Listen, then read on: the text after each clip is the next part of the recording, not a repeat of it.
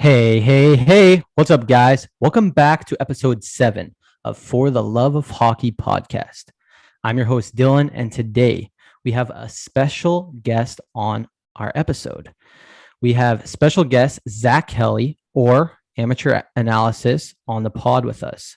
Zack is a diehard Habs fan and has recently been looking to get on a podcast to talk about hockey and possibly become a co-host or to learn the ropes so he can have his own podcast. Now, you're kind of blown up on TikTok. Um, Now, obviously, I think that's how me and you kind of connected through producer Clark. Yep. Why did you decide to start making hockey videos on TikTok? And if there was anybody that influenced you to make videos, who was it and why? Well, I've been going around on a bunch of different social medias. I actually started on hockey forums, HF boards, and I made a couple of posts on there a little while ago. And then I tried Instagram. I tried reaching out to small companies to do article writing, but never really found anything that suit me. And I didn't want to make my own website or whatever. So I decided to, make a TikTok. It's easy. I just talk for a minute, post a video, and get reaction on it. And I did that 2 months ago or so, and to the day I think I have 564 followers, which ain't too bad. I've gotten a lot more attention of recent, so it feels good building a little positive hockey community and trying not to be a crazy Habs fan and being able to reach out and have friends with every fan base and build a general community. As far as like influences go, I'm a huge Steve Dangle guy. I've got his book. I've read his book. Even though I'm a Habs fan, I watch almost every single Steve video. And I'd say that's up my alley. That's the kind of content I like to make. And just the typical big guys on TikTok. The couple of Leafs guys that are up there, and there's not too many like big notable Hab TikTokers. I guess there's a couple of them. But I just make content that I think is fun to make, and some people seem to enjoy, and that's about it. I don't really have much more of a reason to. Yeah, no, I think what you're doing on TikTok is going really well, and I think you'll kick off pretty soon here. But like many of us Canadians, you love hockey, and it's a reason why I called my podcast For the Love of Hockey. So my question is, when did you fall in love with hockey, and why? Well, ever since I was a kid, I grew up in a hockey family. My dad played sports, my grandparents played sports, and I really grew up in that kind of atmosphere. None of us were any good. I was never very good at hockey, but I enjoyed the sport and I watched it and could understand it better than I could play it. And I think, it's just, it's a seasonal thing. It makes the winter fun. So other than that, we have a lot of snow and a lot of ice, and there's not too much to enjoy about it except for hockey. So, it's such a high flying, entertaining sport that I don't think many other sports bring. And that's what really attracted me to it. I played baseball when I was a kid, but it never really stuck as well as hockey did, so it's just one of those, you grew up with it, and it followed me throughout my life. And now every day I'm on Twitter consistently looking at all of the insiders and Cap Friendly, looking at random stuff that I don't need to know, but it's borderline addiction. Like, Yep. Yeah. Yeah, no, it's actually probably part of the reason why I started this podcast. I mean, if I can't talk to anybody, I'd love to talk and reach out to just about anybody to talk about it. So I'm glad you're on. So now if people don't already know, you're a diehard Habs fan. They can see the hat here. How long have you been a fan, and why did you fall in love with the Habs? Well, so it was really young, 6 or 7 years old, something like that. And the first photo that I've got like taken professionally was me as a wee little baby in a Leafs jersey. And ever since, like, I was 6 or 7, my dad would show me the picture, and I was so tired of Leafs, I think, or maybe I just wanted to be different. So I decided to disappoint my family, wear the red, white, and blue instead of the blue and white, and just stick out like a sore thumb. And you don't really understand history or like genuinely how good the players are until you grow up a bit. And so it started with, these guys are cool and have 24 Stanley Cups, and my dad doesn't like them. And then it grows into learning about all the history and the forums and all of the crazy riots that happened back in the day, and how diehard the Montreal Canadiens fan base is. That really drew me in and made me want to stay here, because we have a good and a bad rap for being crazy, because we'll chase dudes out of our team. We'll slam on them. But the people that we like and that we love, we cherish them like we're gods. And I think it's so fun to be part of such an active fan base that either actively loves or actively hates. And it's just finding a good balance in there. And it's, it's just wanting to be different from my parents when I was little. And now it's just fun to have family rivalry and continue to learn about crazy facts. Like when Cole Caufield was drafted, I'm like, hey, I wonder when the last time we won a Calder, the Calder Trophy was. 1972. It's been 1972 since the last Montreal Canadiens won. And Wow. It's just, it goes back so far. And it's just fun to learn all of the long history that very few teams have. Yeah.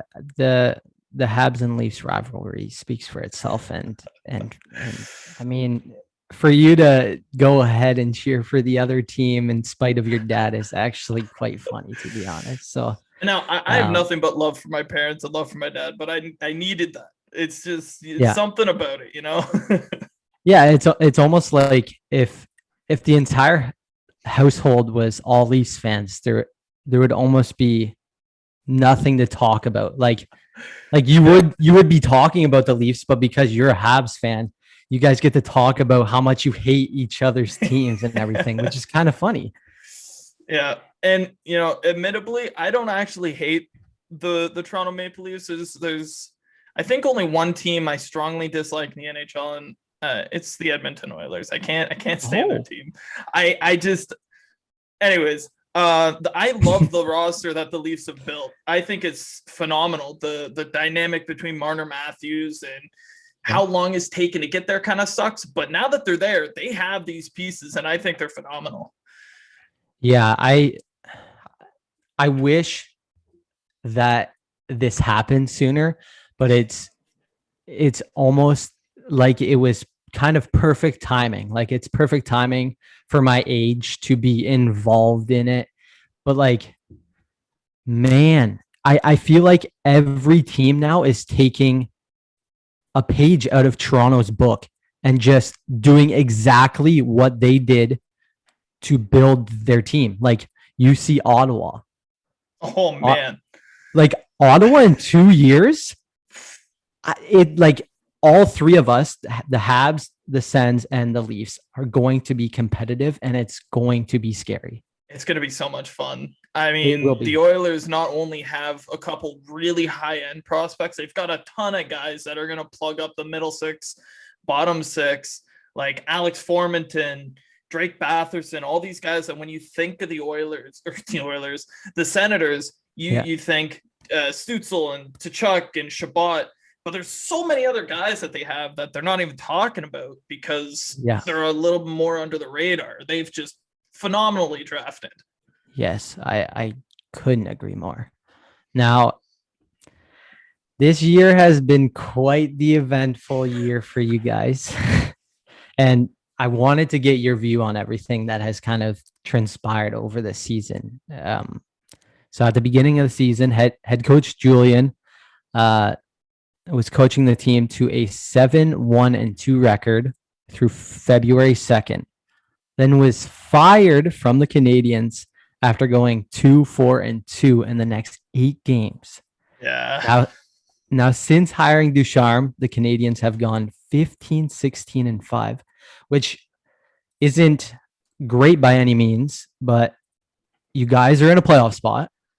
And I also think the dynamic around the locker room overall has just changed. Like I feel like there's no blame on Julian, to be honest, but for you guys to run Domi out of town, it just kind of like it blew my mind because I love Domi.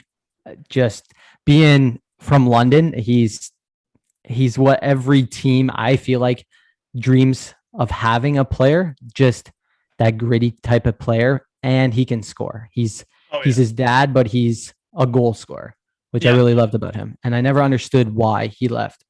But well, what actually I think sunk Domi there is he overperformed so hardcore in his first year, and I think that set a standard for him that was unrealistic. You know, gritty player that can score.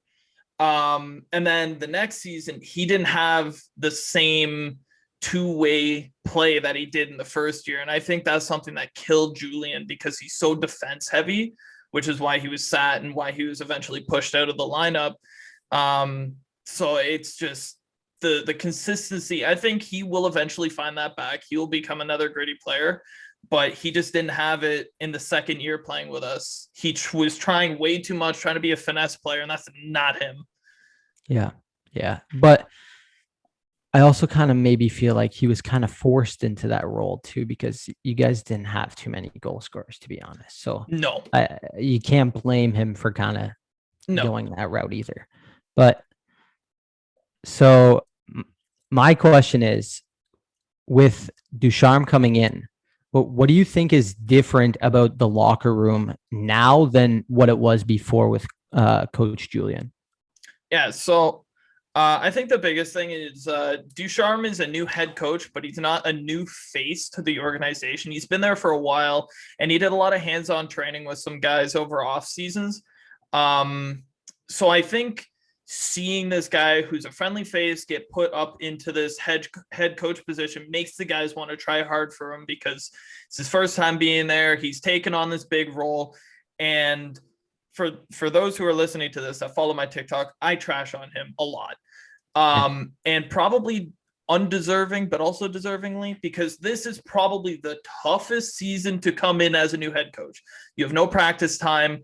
You don't have any time to try and take the all-out defensive strategy that Julian put in place, which isn't a bad thing, but it didn't suit where the Canadians are going anymore. So to try to take this all-out defense and try to turn it into a more two-way, more generating shots from the slot, it's really tough with no practices. So as far as like locker room dynamic, I feel like it was a positive influence. The guy's got a fresh face. The guy's got some fresh ideas in there. Execution out on the ice leaves some to be desired. I mean, the record wasn't all the best after he came in, but not all at fault to him. Some fault, but he's also new. And if he comes back next year, I fully expect, and I believe that the issues with line pairing and time on ice issues are going to be fixed, hopefully. Because if not, I don't think he's going to last very long. Although he is Bergevin's guy. Bergevin knows that, you know, he's kind of on the hot seat at this point, and I think a little undeservingly, but he's been there for a while, right? So it's kind of running the GM's course, and I think he'll have to put his job maybe ahead of Ducharme's at that point. But yeah, I feel like it's almost like the Mike Babcock situation when Keefe came in, and I don't think it was as tough of a season last year when Keefe came in, but yeah, for him to come in during a COVID season, I think it really kind of put some difficult pressures on him as a head coach. And I mean, he's doing a fine job. So hopefully he can turn things around for the franchise. Hopefully, you know, playoffs are coming up. I just hope that he puts the guys out there who deserve to be out there. I love Corey Perry on the team. I love Eric Stahl sometimes, not that much, but I like them for 10 minutes a night, not 16. And I think that's where some of the prioritization issues are, is he's putting too much faith in these veterans going, go get us goals. And they're like, coach, I can't breathe. Like I need, you know, I'm not 20 anymore. Yeah. So. I I think Bergevin is also kind of in a hot seat too. So it's kind of a sticky situation for you guys too. I hope he doesn't get fired, but like I I've also never understood this, and this is a totally off the record question, but like, why the heck is it always French guys that come into the organization? Like, I was listening to the Spin Chicklets podcast, and they were interviewing a player that played on the Habs, and like, honestly, I think that it hurts them more in the long run because they're taking guys off of the list of head coaches or even general managers that have talent and can build a team. Yeah. But they always have to choose the French speaking guys. Yeah. And, as I'm fully English speaking, so I probably don't understand the relevance as much as maybe a fully French speaking person does. But it's a tough situation. Like, the small example of this, the game against the Leafs that we played Saturday when Alex Belzil was in the lineup. Do you know why Alex Belzil was in the lineup that night? No. He was the only French player available to play with both Drouin and Philippe Deneau out of the lineup. It would have been the first game in, I think, 80 years that there was no French player playing for the Montreal Canadiens. So they dressed Alex Belzil to have a French-speaking player on the roster that night. Oh my God, I didn't know this. I didn't know they cared about the. Oh my God. So like neither did I. I had no idea. But after reading that, I mean, it made sense because we don't actually have that many French Canadian players. But with Drouin and Deneau, now we have to play Belzil. Because he's our only out there option. Yeah, Like, it's the only other guy we have. That makes a lot of sense why they went after Drouin now too. Exactly. And I love Drouin. I'll always have a soft spot for Drouin, and I hope that everything works out well for him. But man, I really was hoping that he was going to be a little bit more than this. And it stings because Sergachev is so good. Yes. Sometimes I forget that Sergachev was traded for him. Yeah, it's a tough one. Yeah, that would be a tough one as well. Hindsight's 2020, Yeah, it's not even relevant to like the Tyler Seguin and Kessel trade. It's not. Well, I was gonna say it's close, but like, I guess maybe it's close, but I don't know. We ended up trading Kessel anyways. Yeah, exactly. I mean, you could compare Tuukka Rask. Tuukka Rask is the one, actually. That's exactly where I was going. Justin Pogge or Tuukka Rask. Yeah, that's a rough one. Yeah, man. Anyways, I hate how teams give up on young talent so soon. That's tragic. Speaking of goaltenders, I don't know how we managed to do this, but it seems like Carey has been struggling as of late. What do you think has kind of changed about him since the coaching change, and do you think that Price has found a little bit of his mojo back, or what do you think? It's like he didn't actually play very many games after that coaching change, and especially with Sean Burke coming in, having to do the 2-week quarantine. Price was hurt, came back, got the concussion, was hurt again. And I think like the root of the problem to begin with was, I think Price was distracted because when Price is on his game, it doesn't even look like he's trying. Like he's always in perfect pinpoint position. It doesn't even look like he's trying. But he was just that little smidgen off of his rebound control or whatever it was that it made him look distracted. And I think that's because he puts a lot of weight on his back. And Sean Burke coming in, fantastic acquisition. And I don't think that anything Stefan White did was wrong. But Stefan White had been with Price for like 8 years. And it's like, it's hard to recognize an issue when you've been with this guy who's been the best goalie in the NHL, then is and not. It's hard to pinpoint the issue at that point. Sean Burke is a fantastic goalie coach. Hopefully he'll be able to work with Price. And when he comes back, we'll see some great things. Sean Burke was in Arizona before this. He was actually the goalie coach when Devin Dubnyk made his big career turnaround and turned into a really good tandem / starter goaltender, definitely a starter for a couple of years. So I'm hoping that, maybe that's a specialty of his, is taking goalies who are struggling and turning them around. And you can only hope. If I'm not mistaken, was he also the goalie coach that turned around Mike Smith at one point in Arizona? I don't know off the top of my head. I mean, whatever happened to Mike Smith going into Edmonton, like, whew. Yeah, I think Spit and Chicklets have talked about it, and I'm pretty sure Schomburg, if not, he's worked with like Antti Ranta or like somebody to like just like solidify that 1-2 punch in Arizona. Yeah. And for him to be a well-known guy around the league to help out goaltending, I think that was a very smart move by Montreal to bring him in. Yeah, big fan hearing that when he came in. I'm just hopeful that when Price ends up coming back, that he'll come back with a little more spunk, a little more youth in his game, and keep that pinpoint focus on, because then he makes the game look so much easier and so much just cleaner around him. His ability to handle the puck and put the puck exactly where he wants is something that not many goaltenders can do. Yeah, I think it's a matter of just like taking the pressure off his back more or less too, and giving him that confidence back rather than putting the entire team's pressure on his back. Like, just take the monkey off and he'll be fine. I feel like, and I've always loved Carey, so I hope he does well either this year or in years to come. Yeah, for sure. Hopefully. I mean, he's making a lot of money. that is true.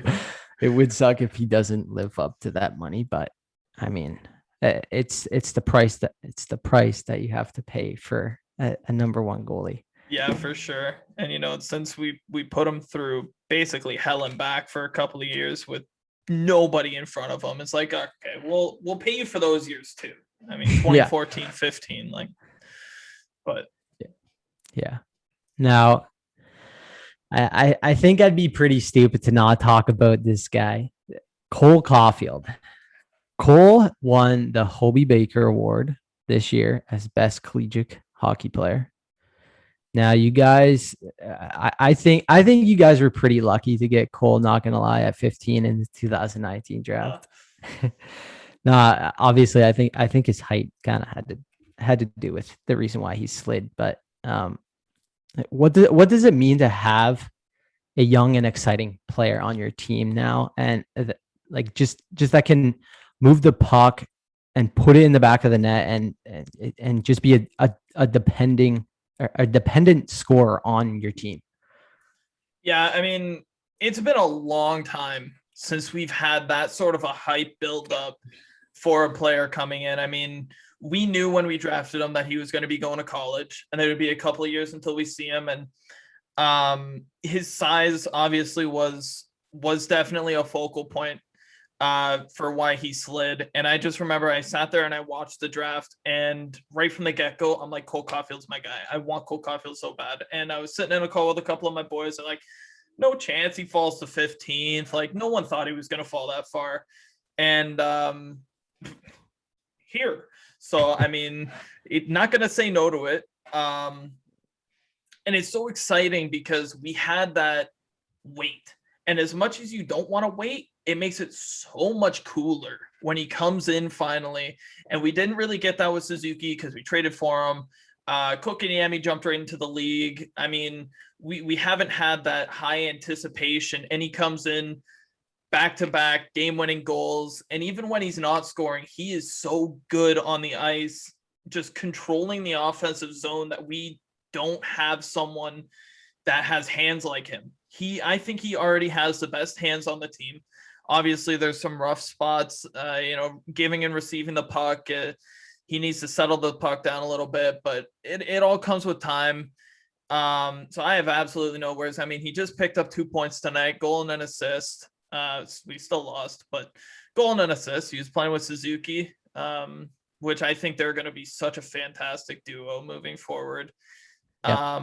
and obviously there's only two players you can compare him to, Gaudreau or DeBrincat, because Exactly what I was size, gonna say. shooting power, like it's all right up that alley. And if he turns into an Alex DeBrincat, which I think he might have a higher ceiling than DeBrincat, but only time can tell. I'll be over the moon. I will be absolutely ecstatic to have an Alex DeBrincat on the team. With Habs fans comparing him to Matthews, I mean, see, those are the Habs fans. those are the crazy ones, okay? But I still love the crazy ones. Yeah. But you can't exactly compare those two players. No, But at least not yet. And I also think that like his size, like I don't think you can compare Matthews no. to or Caldecott. Matthews is just even Marner. Like it's not. I mean, I Marner's don't got a think couple comparing him inches. to Marner is the right thing because Marner's more of a passer than a shooter, and Cole's definitely the shooter. Oh, 100%. He shoots the puck from anywhere and everywhere. And Yeah. it's a bullet. I don't know how that guy gets so much power off of that puck. I mean, low center of gravity, I guess, but he can rifle the puck. And you guys, I mean, you guys haven't had a player since maybe Patches, I guess. Patches was our last like shooter, and that guy could rifle the puck, but Yeah. he didn't have the release that Cole did or Cole No. does. I genuinely couldn't tell you the last time that we had a player with as quick of a release, as promising of a future that Cole does. He's just brought something that I know in my lifetime I haven't experienced. I mean, like Brian Giunta, I guess. Like that's the only other player that I can even think of because of size comparison and his quickness. But Brian Giunta was just not Cole Caufield. No. Ex-captain, but not Cole Caufield. No. Like would he be? Oh my God, Koivu? Like, but I don't think Koivu had a shot like that, did he? No, Koivu is a two-way center. Like Koivu didn't, as fantastic as Koivu was. Koivu is one of my favorite players of all time. He would be a more offensively gifted Danault.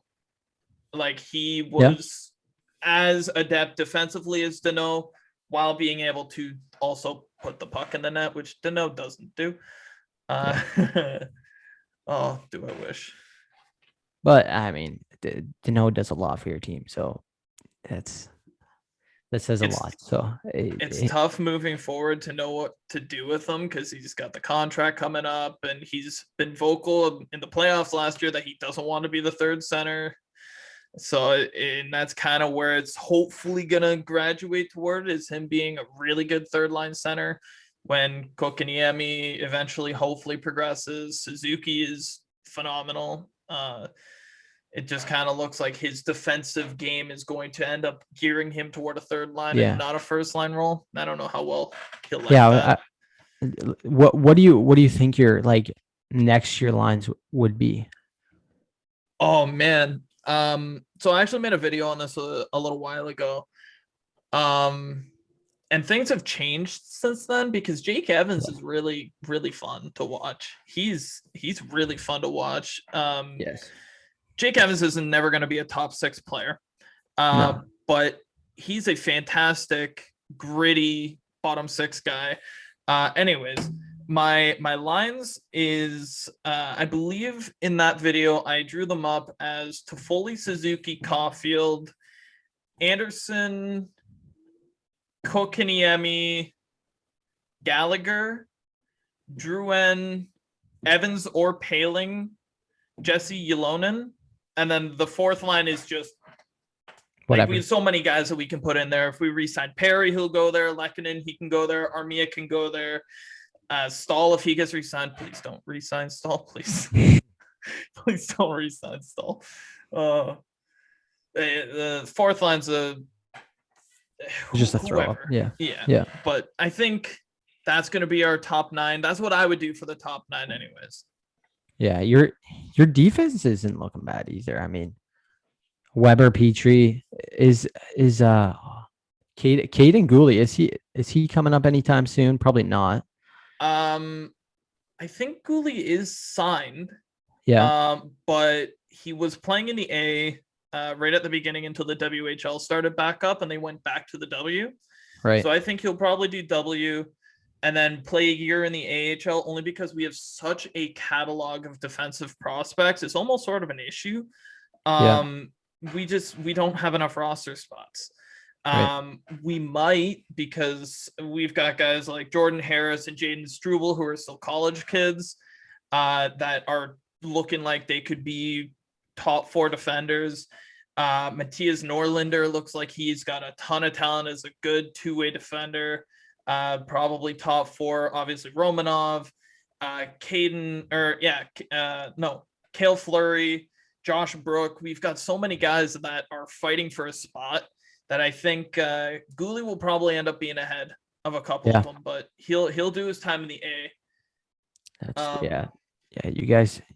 I mean, to have a defensive problem, I don't think that's really a problem. To be honest, you could probably, you could probably flip them for a couple of decent forwards, not like, and it could help out your team. I mean, hopefully you guys sign a couple free agents this offseason too, and it can speed things up too. So. I heard Jack Eichel's trying to get out. I mean, we've got a lot of defensive prospects. And how does that sound, Buffalo? We got a couple of firsts and a bunch of defensive prospects for it, if you like. I'll throw in to know. I don't know where Jack will go. Like, I was watching just before we hopped on. I was watching producer Clark. He said, where did he say? He said Seattle is like an underdog place, which would be interesting. It would. And I think he would almost go for it. I mean, yeah, why not? But I always I think front runners, New York Rangers. They're always the front runner for everyone. I know. Everyone wants to go there. And then Detroit, I don't think would be a bad destination because I think they're doing their rebuild also fairly decent. A lot better than Buffalo. Yeah. That's not hard. No, but I don't know where Jack wants to go. I hate the situation. It sucks. It sucks. Like, oh man, like he hasn't had an appearance in the playoffs in his entire career. It's so tragic, and obviously you've heard of the surgery stuff, right? Like, oh man, if that comes out being true that they denied him getting surgery, I mean, the Buffalo Sabres are already in issues as it is, and that could be a fat lawsuit. That could be a whole lot of troubles coming to them if they deny their player surgery. I mean, if it's written in the contract, then yeah. But why is that written in the contract? I didn't even know things like that could be written in the contract. Yeah, I don't know that it's like he was what, the second overall pick in 2015 behind McDavid. Yeah. And it was almost a toss up throughout the year that year. Man, like, I don't know. It just, I feel like what if Buffalo got first that year and got McDavid? Man, I think McDavid would almost be in a worse situation than he is now. 100%. The Oilers are getting better, but McDavid is hands down the best player in the entire NHL. And the bottom 6 of their team for the majority of McDavid's career has been an AHL team. Just plain straightforward. Like, and it can be hard, I guess, building a balanced team with a guy who's making that much, and then Dreisaitl's making what, 8 and a quarter, something like that. 8 and a quarter, yeah. Something or 7 and a quarter, something like that. Yeah. I understand it can be hard to put a bottom 6 together, but what does he make? Does he make? He doesn't make 12. He makes 10, doesn't he? I thought it was 12. I mean, I could here. I can pull it up. Anyways, but we can continue. But like, to think about it, like, if Connor was in Buffalo and that was in Connor's contract, think about how many injuries he's had. Yeah. You know how furious he would have been? Like, 100%. Was it last season? He had a documentary come out on like either Sportsnet or something about his foot injury.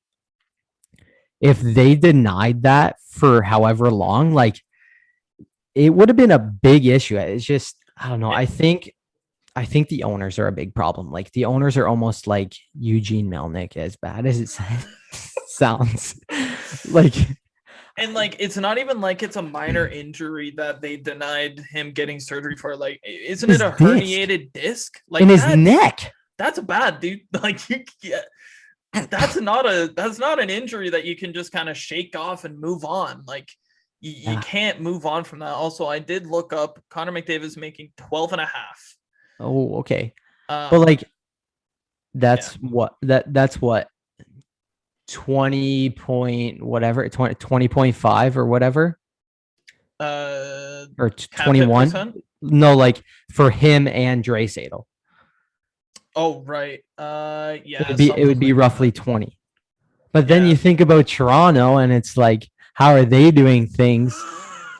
So it's Yeah. like, does If Edmonton really Toronto, have a problem? What's yeah, that? exactly. Toronto can pay three guys over 10 million and still put up a pretty solid bottom six because Toronto's got this system going on and it's going to happen for years is a rotating bottom six on forwards. Like Mm-hmm. Sheldon or Kyle Dubas is going to have his work cut out for him every single offseason for the entirety of his tenure because he's going to consistently have to hunt down guys like Thornton, like Simmons, like all of these older players, Spezza's, and give them league men. Go, hey, I know you want to play in Toronto. Look at these Yeah. guys we have. You know you want to Yeah. play in Toronto. $700,000.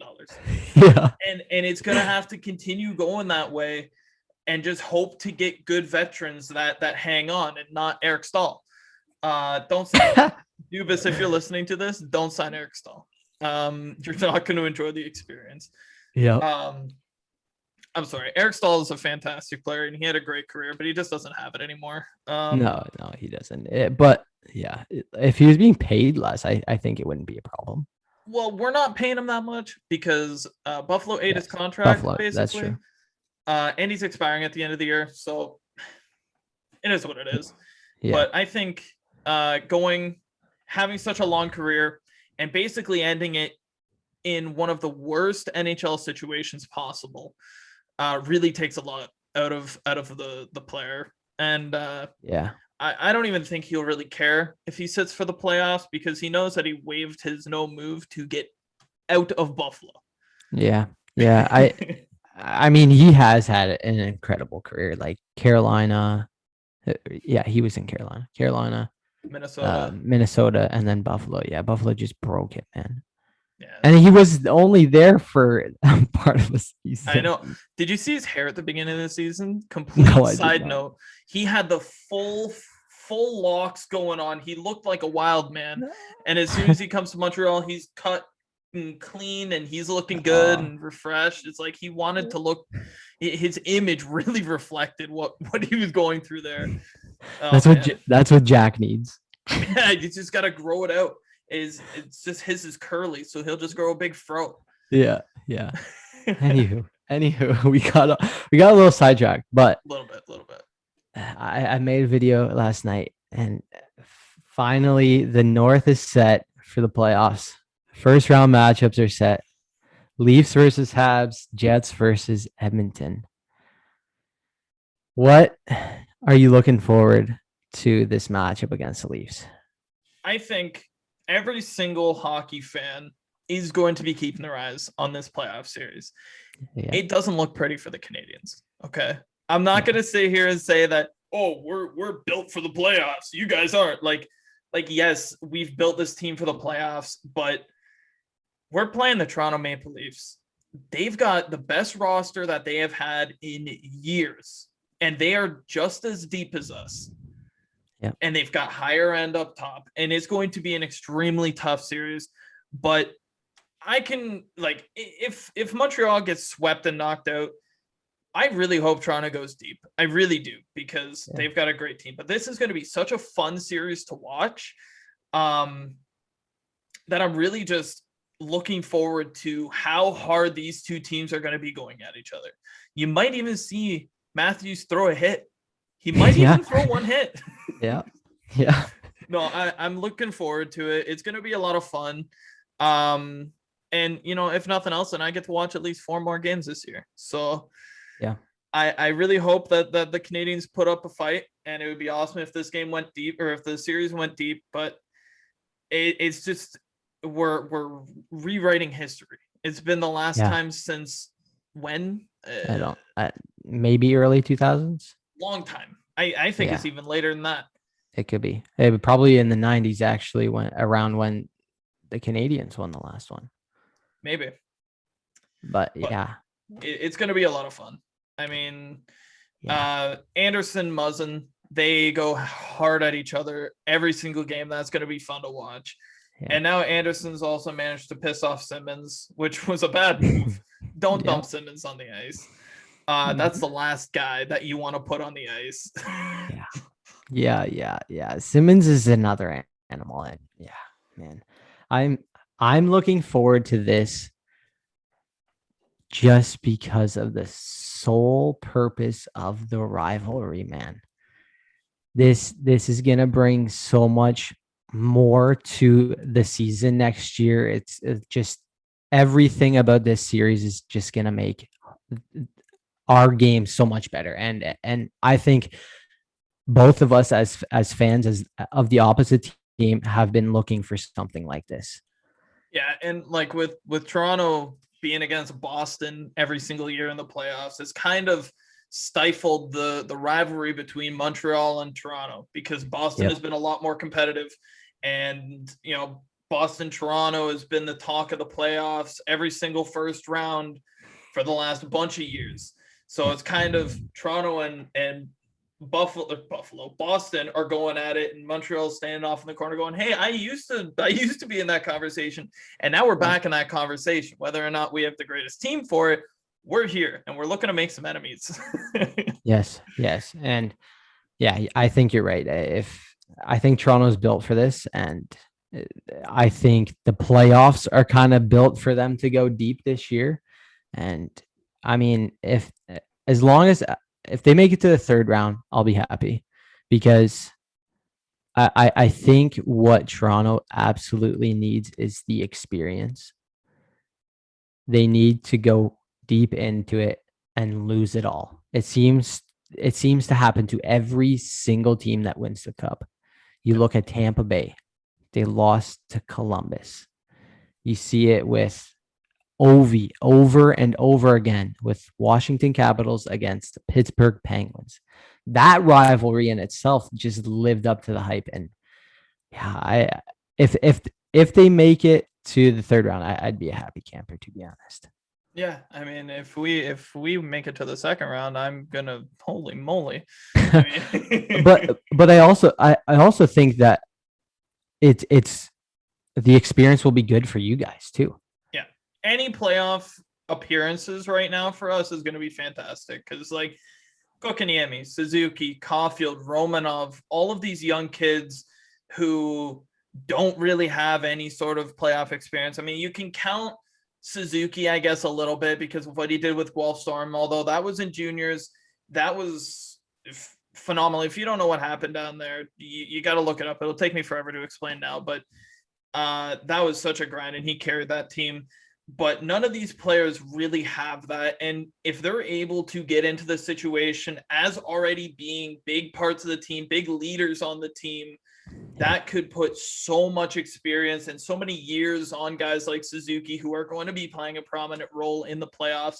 Even if we get slapped up, he made it. And he was the front runner, the first line center for the team going into it. And I think that gives so much to a young kid. Yeah. I couldn't agree more. I mean, it's what happened with the Leafs, that we went through the pain and the agony of just getting stunned year after year. It just slapped around. You're right. It's the experience, I think, is a must with any team, with any young player. So I think this first round matchup will be good, and I think me and you will have a couple of conversations over TikTok, I think, with this first round matchup. But I'll have lots to say, and I'll have lots to say to all of my Leafs friends on there, because I've I think a lot of people have followed me thinking I'm a Leafs fan, because I have Yes. had to have a Leafs logo for a little bit after losing to Clark. And the amount of comments I get going, why are you talking about the Canadians and you have a Leafs logo? Um, so I I've was met a lot very of good confused. people. I was very confused when you messaged me that one day. I was like, oh, a Leafs fan wants to come on my podcast. And I looked at your profile. I was like, oh, Habs. he's a Habs fan. I was like, oh, right. He's the guy that he had a bet with producer Clark. That was a good Yeah. bet. It's looking Maybe. like we're gonna do another one. Ooh. I was talking to him today. And if you're watching this and you haven't already stolen my idea, because I didn't put it out as a video yet, Clark. So if you put it out before me, I'm gonna be very disappointed in you. The loser has to make a remix to Wellerman describing the playoff series.